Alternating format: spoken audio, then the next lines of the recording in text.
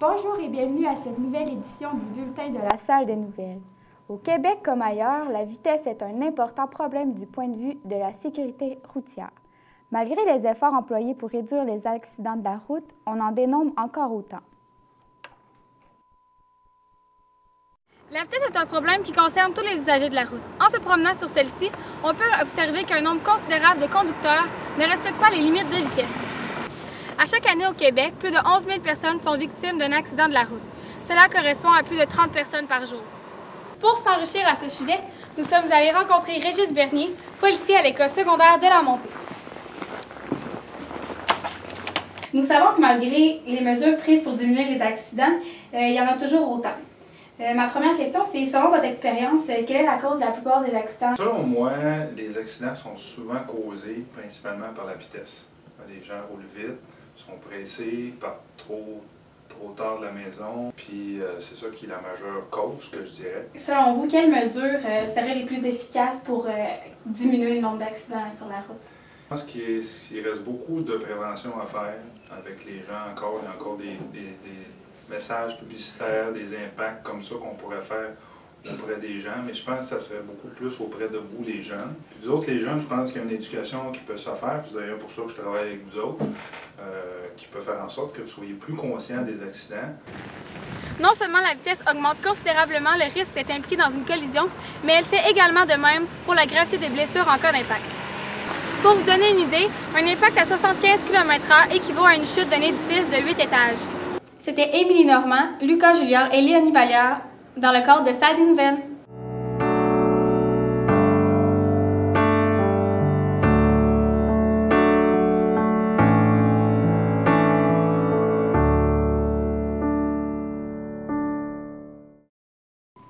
Mécontents, les conducteurs de taxis sherbrookois protestent et craignent l'arrivée d'UberX, un service d'accompagnement controversé qui module ses prix en fonction de la loi de l'offre et de la demande.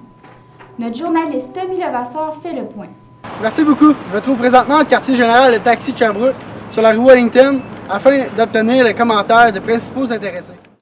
Durant le temps des fêtes, les demandes de taxi ont été si grandes que les usagers d'Uber ont dû payer jusqu'à 500 $. Pour contrer ce phénomène en Estrie, Taxi de Sherbrooke a récemment lancé leur propre application. Les chauffeurs d'Uber n'ont pas de permis de taxi, ne paient pas d'impôts ni de taxes.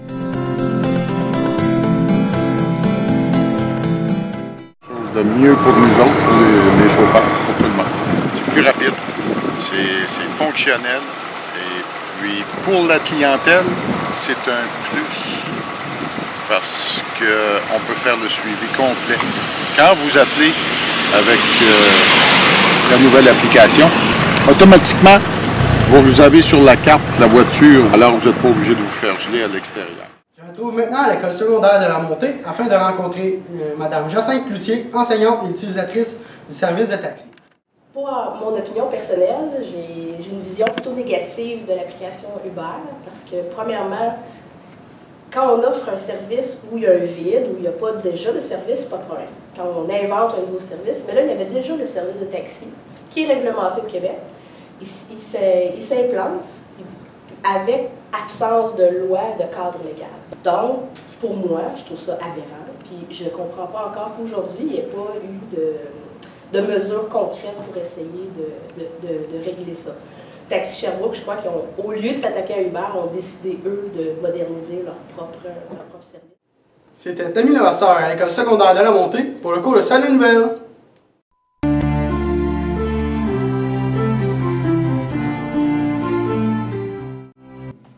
Dans un message audio mis en ligne jeudi dernier, le chef d'Al-Qaïda, Ayman al-Zawahiri, appelle à la vengeance en demandant à ses disciples de conduire des attaques en Arabie saoudite.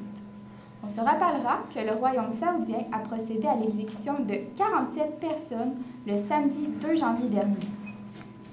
Le régime les a tous accusés de terrorisme. Parmi ses victimes, le chef religieux chiite Nimr Bakr al-Nimr.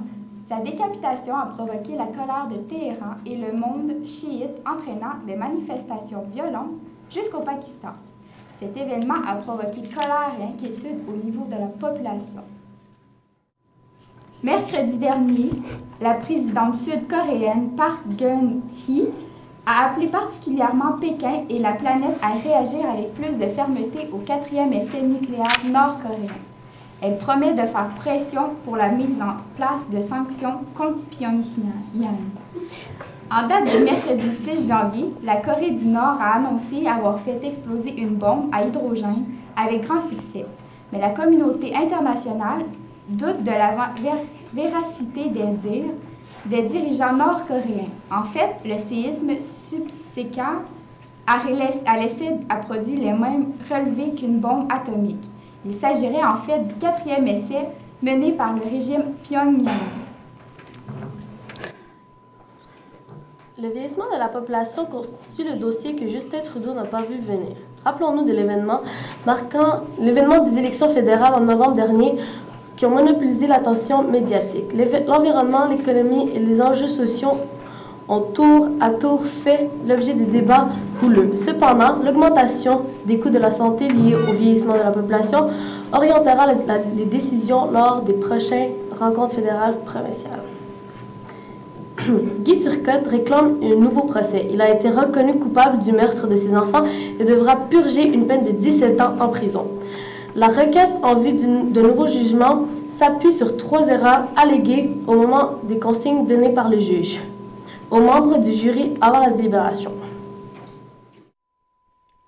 Après la pause, le volet communautaire est plein feu sur Léane Baudin, la présidente de l'Assemblée étudiante de l'École secondaire de la Montée, Pavillon Saint-François.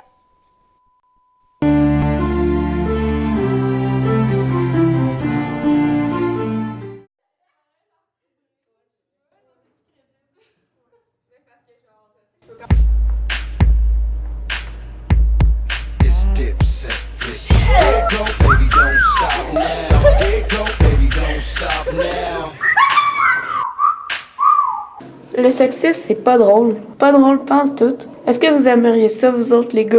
Je penserais pas. Abolition le sexisme.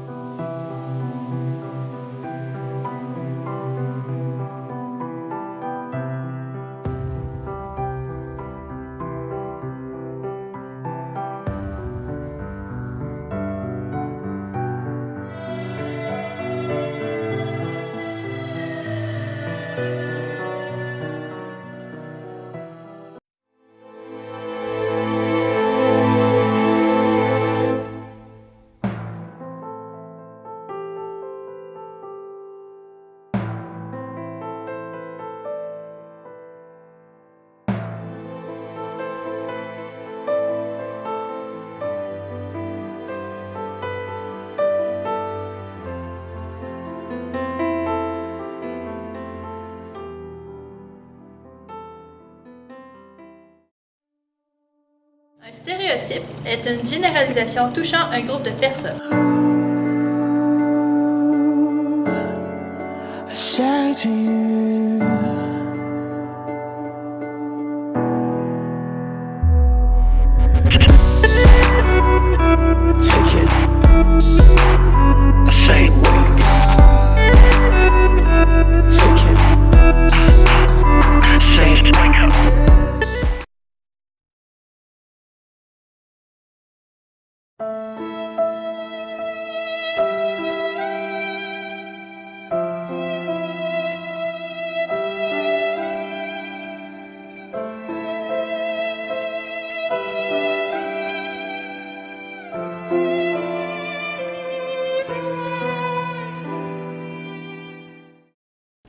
On avait-tu vraiment besoin de montrer les animaux battus pour comprendre?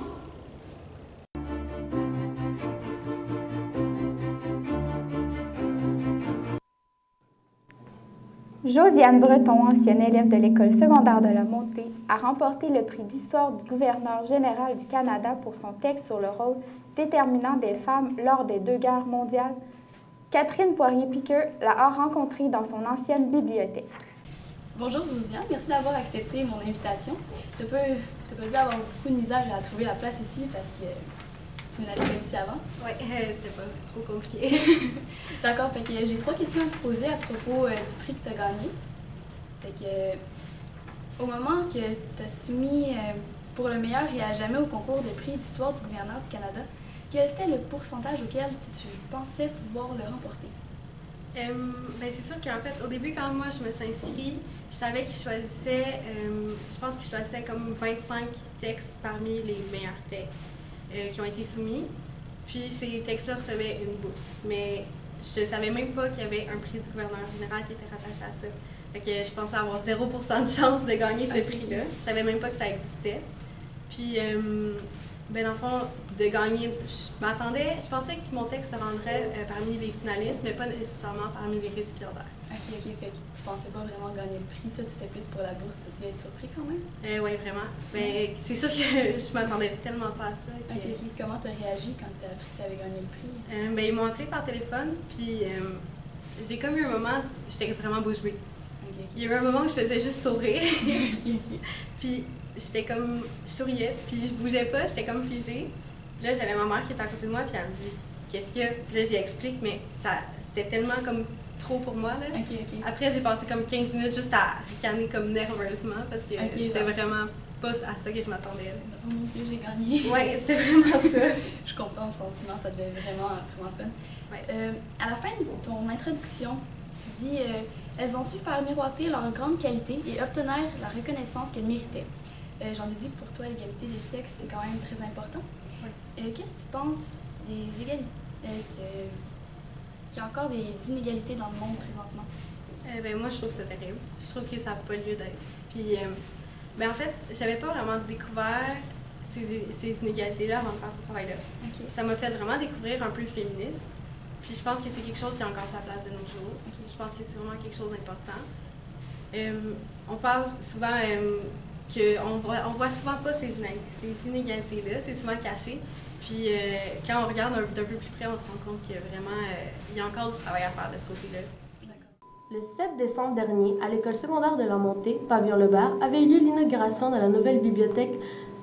De plus, le 8 et 10 décembre 2015 se tenait le spectacle de talent. Pour cette occasion, plusieurs invités, parents, familles, amis, ainsi que les membres de la commission scolaire étaient présents. L'école secondaire de la Montée reçoit chaque année un montant de 2000 $ pendant 4 ans, de la part de Rotary, en échange de tenir leur foire du livre. Moi, je trouve qu'il y a vraiment beaucoup de nouveaux livres qui sont vraiment plus intéressants que ceux d'avant. Les autres, je les trouvais un peu ennuyants, puis maintenant, il y a plein de livres qui m'intéressent et que j'ai vraiment envie de lire. En plus, la bibliothèque est vraiment plus silencieuse et confortable pour pouvoir lire, justement. Grâce à eux, une nouvelle bibliothèque a été aménagée de manière à être plus accessible aux élèves tout en étant plus moderne. Un coin informatisé a été mis en place. De plus, la bibliothèque a reçu un don de plusieurs livres récents. Vous allez profiter, vous les étudiants et les gens du quartier, à la nouvelle technologie. Nous remercions tous les donateurs d'avoir été présents lors de l'inauguration.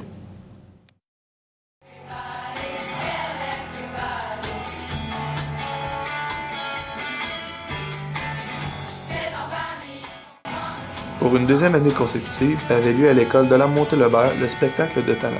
Tous les élèves des arts de la scène ainsi que quelques élèves de santé globale et du régulier ont participé à cette soirée.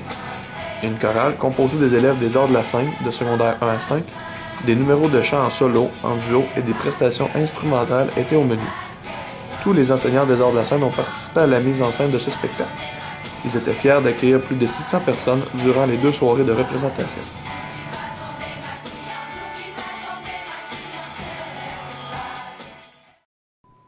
Prochainement se tiendra une conférence sur l'entraînement et l'alimentation de l'adolescence à l'âge adulte.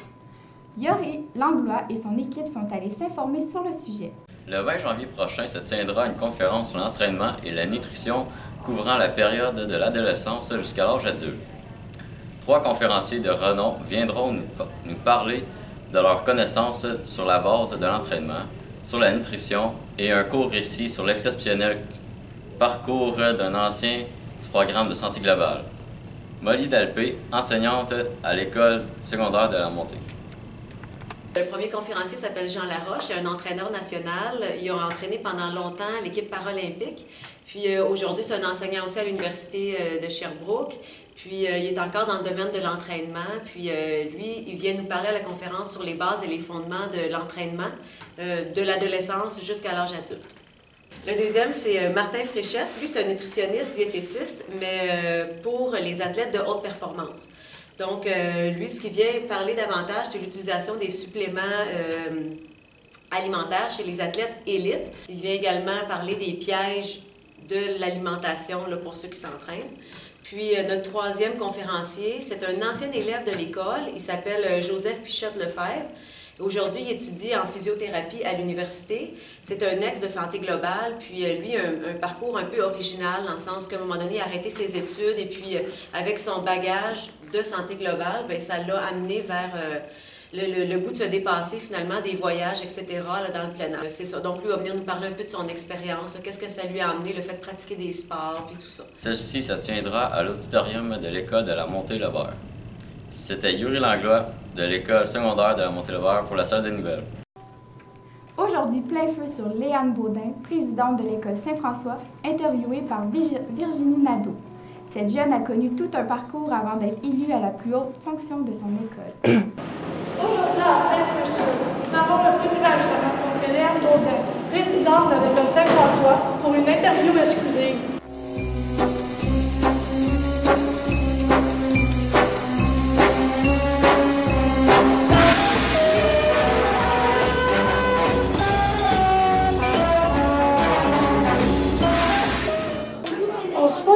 De l'école requiert du temps d'organisation.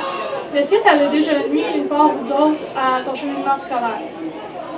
Non, parce que ce qu'on organise, on les organise soit le midi ou en récré. Sinon, c'est après l'école. Plusieurs années scolaires sont maintenant écoulées. De quoi es-tu la plus fière depuis le début jusqu'à maintenant? C'est d'avoir passé un cheminement régulier à Santé globale puis être un exemple pour les autres élèves dans l'école. On sait que tu dois assumer une grande part de responsabilité dans cette école depuis le résultat de ton élection. Mais comment tu définirais ton rôle et ses impacts? C'est sûr que ça a des impacts dans le sens que je suis moins avec mes amis qu'avant.